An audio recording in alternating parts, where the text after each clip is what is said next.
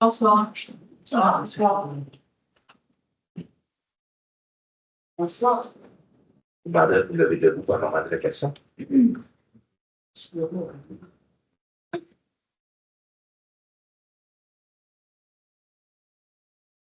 Merci pour vous asseoir. Alors, vous êtes venu à la séance du Conseil du 23 septembre. Point numéro 1, ouverture de la séance. Point numéro 2, adoption de l'ordre du jour. Point numéro 3, présentation à l'Assemblée publique. Point numéro 4, première période de question. Point numéro 5, administration. 5.1, demande d'aide financière au programme d'aide à la vie locale. Volet soutien pour les travaux de réfection de la rue des Lettres. Point numéro 6, les chassons grecs, aucun point. Point numéro 7, les gestion contractuelle. 7.1, emploi du contrat pour la fourniture de tête de lampadaire de type DEL pour l'avenue des Bois. Point numéro 8, organisme de développement économique, aucun point. Point numéro 9, ressources humaines, 9.1, embauche d'une agente de bureau au service des loisirs de la culture et de l'appui communautaire. Point numéro 10, autres sujets, 10.1, appui à la semaine de sécurité ferroviaire. Point numéro 11, deuxième période de questions. Point numéro 12, affaires nouvelles. Moi, je peux la faire nouvelle de mon côté, monsieur le maire. Non, pas de mon côté, non. Alors, point numéro 13, dépôt de première point, et point numéro 14, de la science.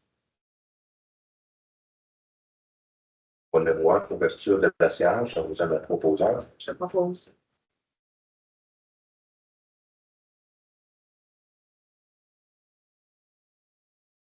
Point numéro 2, adoption de l'ordre du jour, le proposeur. Je propose.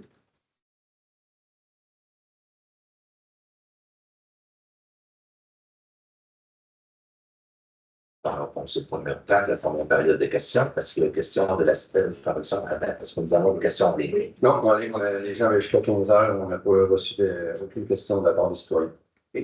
C'est des questions de la salle.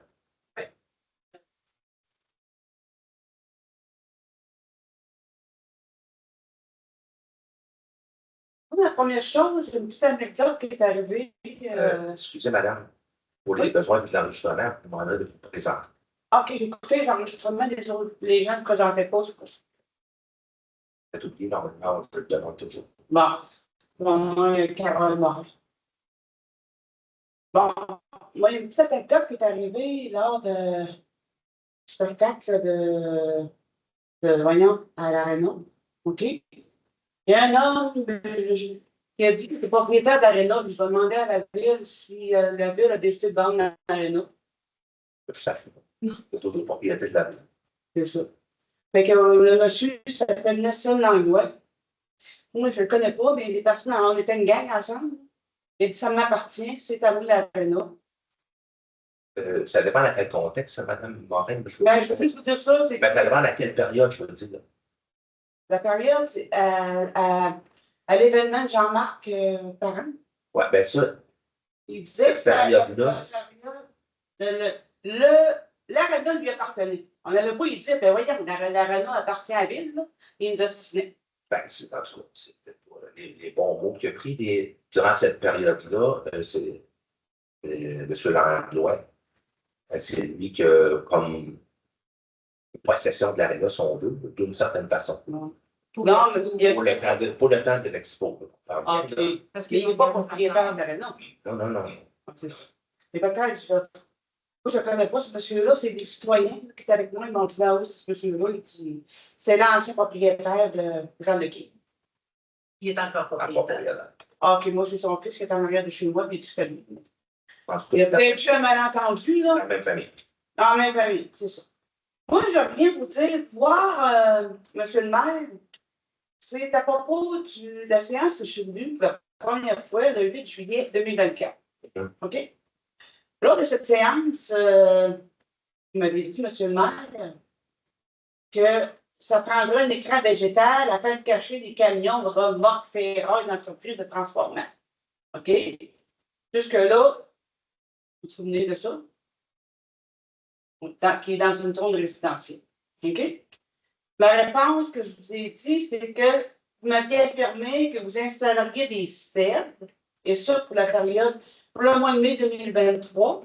Donc, vous n'avez aucunement respecté cette entente avec nous. Là,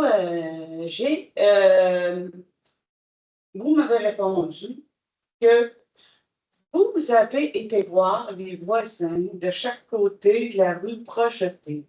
OK? Ça, c'est vos mots à vous. Puis que eux, ceux-ci n'étaient pas intéressés à embarquer pour en faire partie, puis qu'ils n'étaient pas trop fringants à dépenser de l'argent là-dessus. Ça, c'est, je vous répète vos mots à vous. Suite à votre réponse, j'ai écrit à la ville afin d'avoir tous les déplacements, vos déplacements, avoir les notes, qu'on prenne les informations, les pourparlers des propriétaires, parce que moi, je ne comprenais rien là-dedans. Puis, la réponse que j'ai eue par maître Pierre-Luc Gignac, OK, m'a dit, par ailleurs, vous demandez des documents concernant des échanges avec des propriétaires entourant la possibilité de procéder à l'aménagement d'un écran végétal.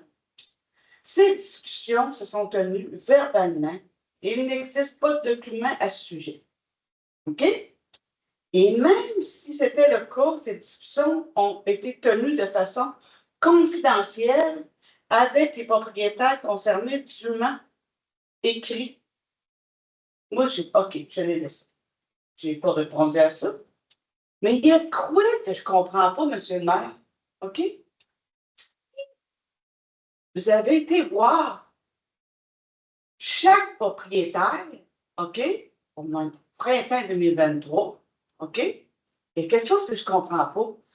Moi, en regardant mes photos, j'ai trouvé une photo de 2021, les sites des propriétés, des maisons concernées, ils étaient installés depuis là 2 ans. Pourquoi vous m'avez menti? Là, je laisse le tout, la pleine discrétion de tous les citoyens, les payeurs de taxes d'exercer leur libre choix concernant l'honnêteté et la crédibilité dont vous avez fait envers moi. Merci. Bonne soirée. Merci de dire la vérité.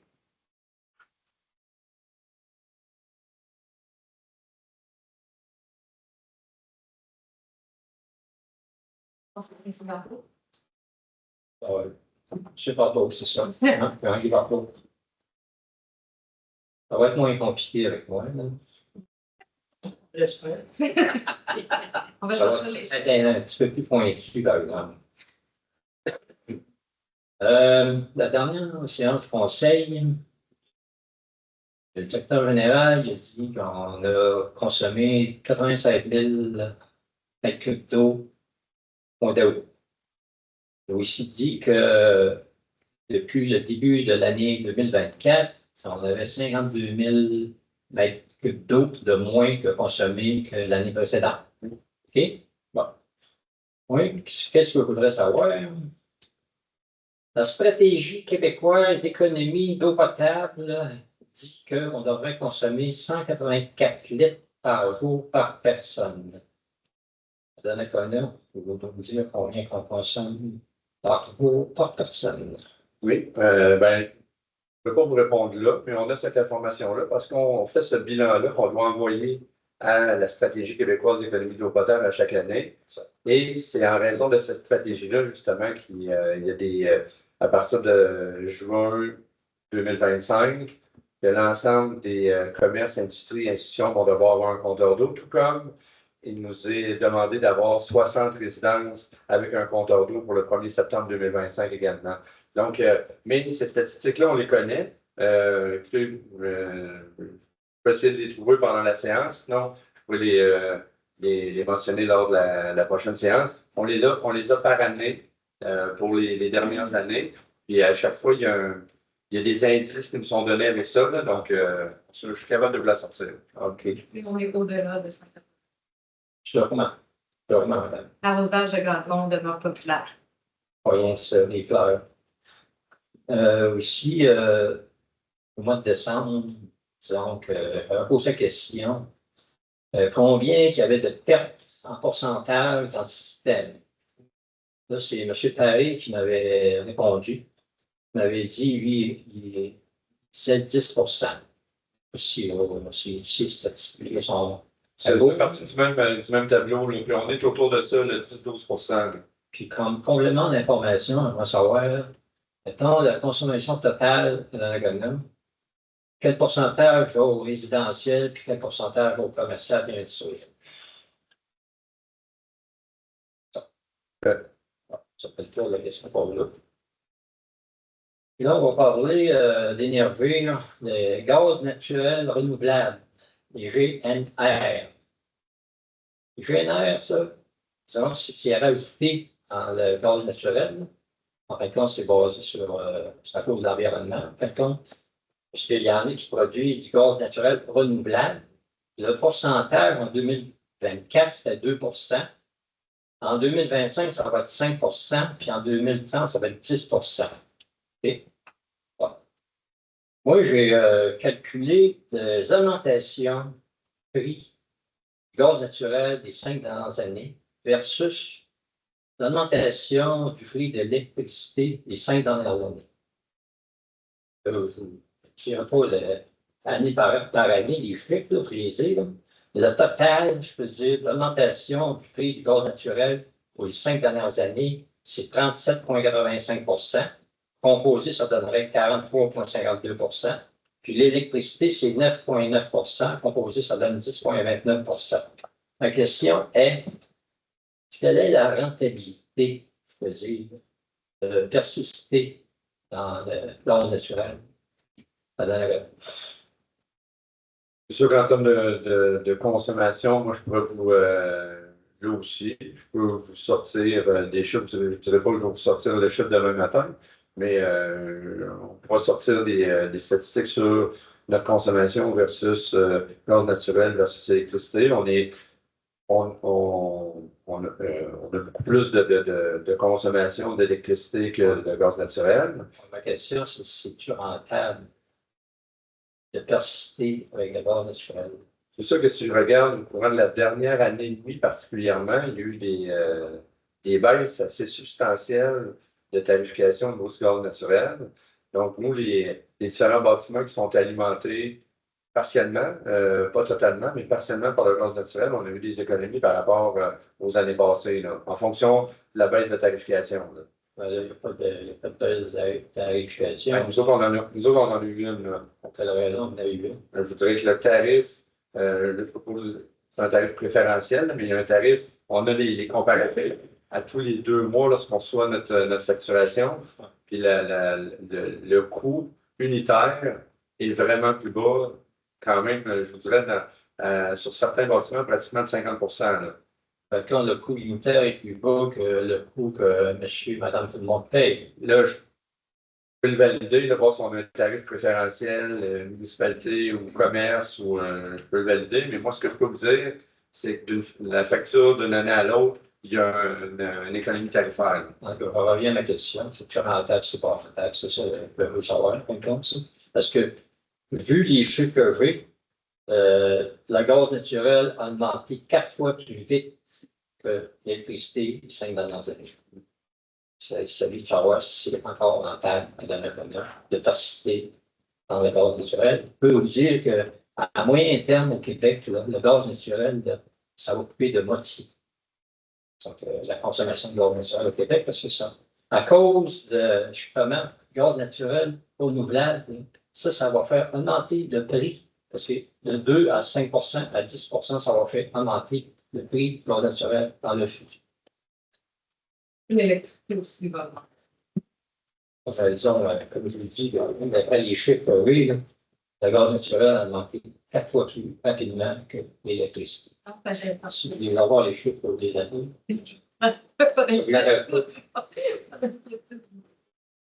donc, lors de la dernière séance du conseil aussi, monsieur le directeur général a dit que la dette à long terme va plafonner en 2028. On va savoir à quel niveau ça va plafonner. Je dirais qu'on est justement en train de travailler sur les budgets d'immobilisation, donc sur nos investissements des prochaines années. On a parlé de la fenêtre de 2028. Je dirais que le meilleur moment pour pouvoir connaître la hauteur de ça sera lors de la séance du mois de décembre, parce qu'on approuvera le budget triennal des immobilisations. On pourra vous donner un chiffre à ce moment-là en fonction de la hauteur là, de 2028, fenêtre 2028-2030, je vous dirais. En fin de compte, vous prévoyez que ça va plafonner en 2028, comme vous avez dit lors de la dernière séance du conseil. 2028-2030, on va atteindre le pic pour après ça descendre. OK. Puis, en fonction des prévisions, des projets qu'on a. De prévision, je veux dire, ça ne veut pas chiffre à donner ça. Oui, ben, ce soir, non, mais on les a. Là. On les a, on travaille actuellement là-dessus en fonction du plan triennal d'immobilisation. Une dernière question, donc, je vais revenir à la résolution 10.2 du 26 août 2024. Financement et refinancement, là, relativement à un emprunt de 8 703 000 $ réalisé 23 aujourd'hui, en d'autres mots. Avez-vous, vous poser la question, hein? Probablement vous n'aurez pas la réponse. À quel taux ça a passé, ce règlement d'emprunt-là? 3,6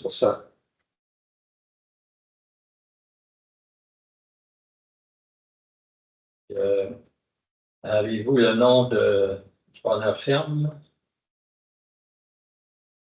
Je pense que c'est Desjardins. Pas mal certain même que c'est Desjardins.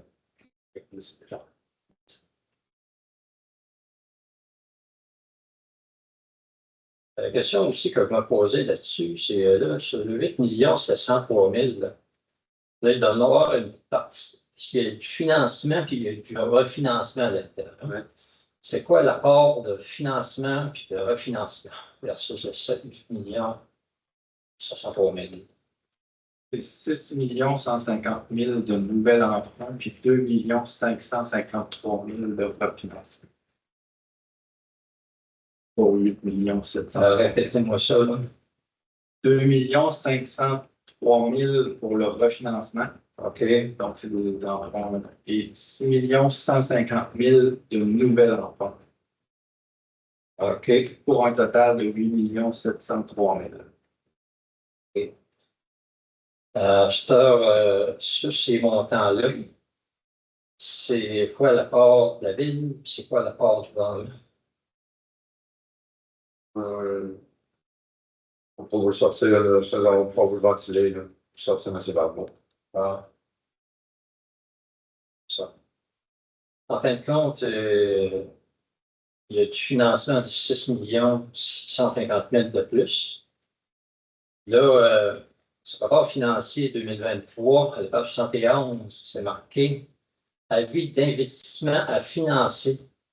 C'est marqué 3 187 830. Puis là, on veut dire que ça va être 6 650 000. Ça concorde pas. C'est en fonction des nouveaux emprunts de l'année, parce qu'il y a une partie de celui-là, là. Ça, je suis pas mal certain de la réponse que je vous donne, c'est en lien avec la nouvelle caserne d'incendie, là. Mais pourquoi que sur le rapport financier du 31 décembre 2023, c'est marqué activité d'investissement à financer? C'est pas du refinancement à financer. Mais c'est au 31 décembre 2023. Ouais. Donc, au 31 décembre 2023, on n'a pas à mettre les projets qui s'en viennent, c'est à financer dans le sens que c'est des projets qui se sont terminés en 2023, qu'on finance en 2024. Vous avez dit aussi de cette date-là, 23, le 26 août, là-dedans, il y avait un 4 800 000 pour la caserne de pompiers, c'est ça? Ouais. Ça coûte 4 800 000 là, ici. Est-ce que c'est seulement la part de la ville ou c'est une partie qui est de gouvernement? Les financières, comme je l'ai dit, là, je vais le sortir cette information-là. Donner des réponses. Il y a eu des changements aussi. Le programme du gouvernement du Québec s'est rendu qui paye les comptes.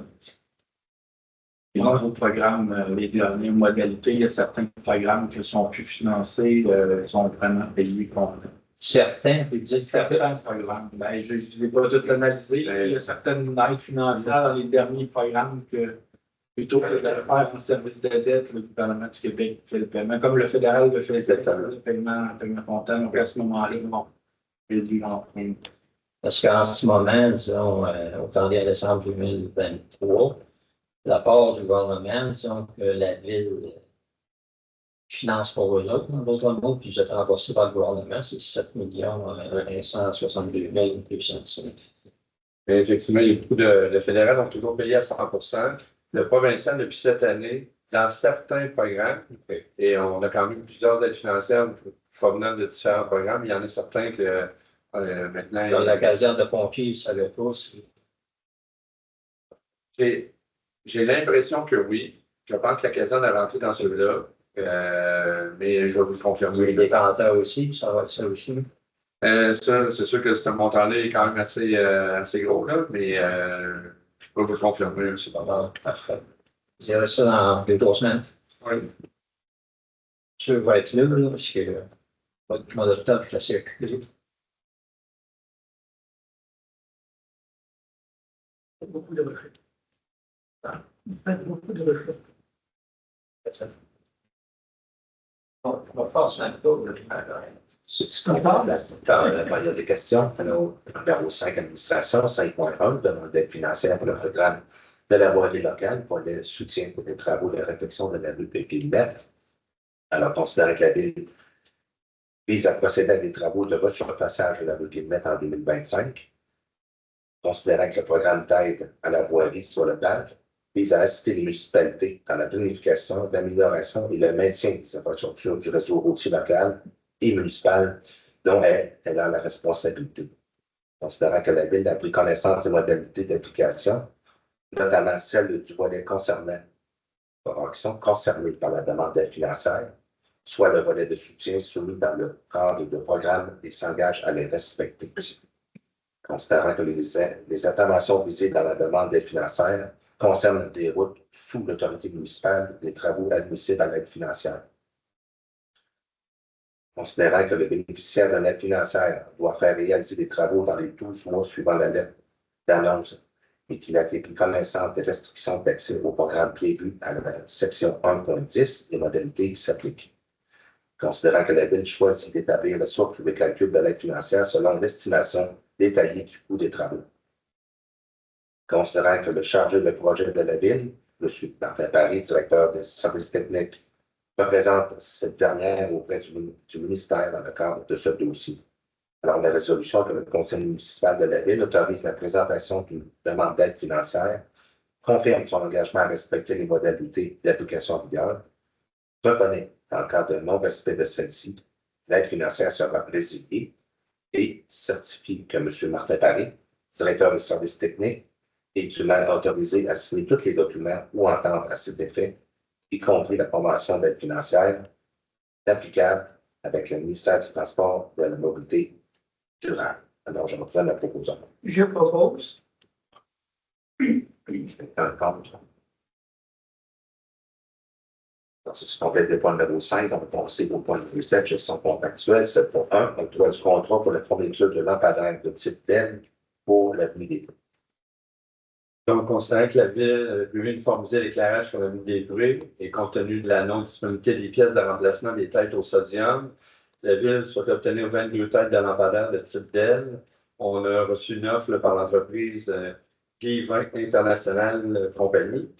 En vertu du règlement V578 sur la gestion contractuelle, la Ville peut conclure un contrat de gré à gré. Donc, le but de la résolution est d'octroyer le contrat d'entreprise Guy-Vin International Compagnie pour l'achat de 22 têtes de lampadaires de type DEL pour l'avenue des Prés pour la somme de 34 423,19 incluant les taxes et d'autoriser la dépense en même le poste budgétaire du Fonds général. C'est alors la proposition. Je propose.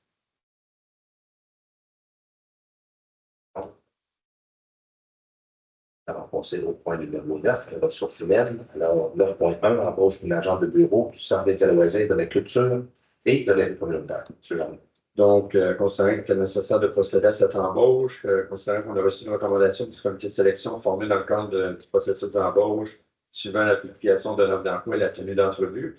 Donc, le but de la résolution de ce soir est de procéder à l'embauche de Mme Rosemary Amel Dolbec au poste d'agent de bureau, service des loisirs, de la culture et de la vie communautaire à titre d'employé permanent à temps plein en probation. Les conditions de travail sont celles qui sont prévues à la convention collective des employés municipaux de la ville de Donnacona. La rémunération est fixée à 85% de l'échelle salariale déterminée pour ce poste, soit la classe numéro 7. C'est un proposeur. Je propose. Un compte. C'est ce qu'on fait, point numéro 9. Point numéro 10, sur autre sujet. Alors, 10.1, appui à la semaine de sécurité ferroviaire. Alors, considérant que la semaine de sécurité ferroviaire aura lieu au Canada à partir d'aujourd'hui jusqu'au 29 septembre, considérant que 229 accidents liés à des passages à niveau ou à des intrusions se sont produits au Canada en 2023, entraînant 66 décès et 39 blessures graves évitables. Considérant que l'éducation et l'information du public sur la sécurité ferroviaire, en rappelant au public que les emprises ferroviaires sont de propriété privée, en sensibilisant le public aux dangers associés au passage à niveau, en s'assurant que les piétons et les automobilistes sont attentifs et à l'écoute à proximité des voies ferrées et respectent le code de la route, réduiront le nombre de décès et de blessures évitables causés par les accidents, par des incidents impliquant des trains et des citoyens. Observant que l'opération Gare au train est un partenariat public privé dont la mission est de travailler avec le public, le secteur ferroviaire, les gouvernements, les services de police, les médias et autres organismes pour accroître la sensibilisation à la sécurité ferroviaire. Considérant que le CN demande au Conseil municipal d'adopter la présente résolution afin d'appuyer ses efforts soutenus d'employés qui sont déployés pour sensibiliser les gens, sauver des vies et prévenir les blessures dans les collectivités, y compris sur les territoires de nos municipalités. Alors, la résolution est que la Ville de Donnacona appuie la Semaine nationale de sécurité ferroviaire qui se déroule du 23 au 29 septembre. Donc, c'est la proposition. Je propose.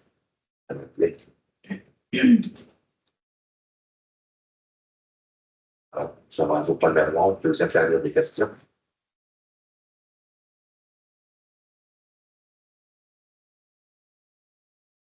Je ne vais pas tomber dedans. Hein. L'électricité, moi, je paye pour me chauffer, ça me coûte 10,341.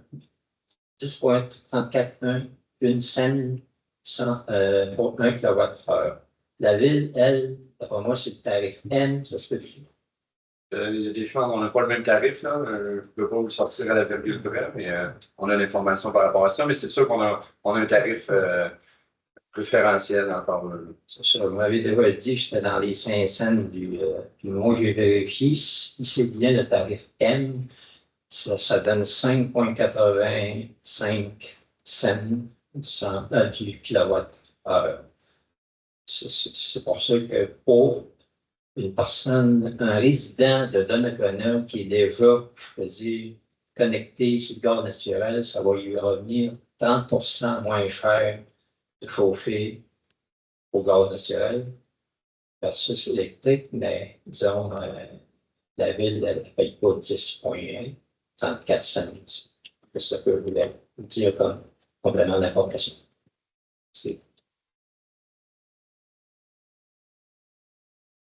On va considérer qu'on a numéro 14 qui est levé de la science, on a besoin d'un proposeur.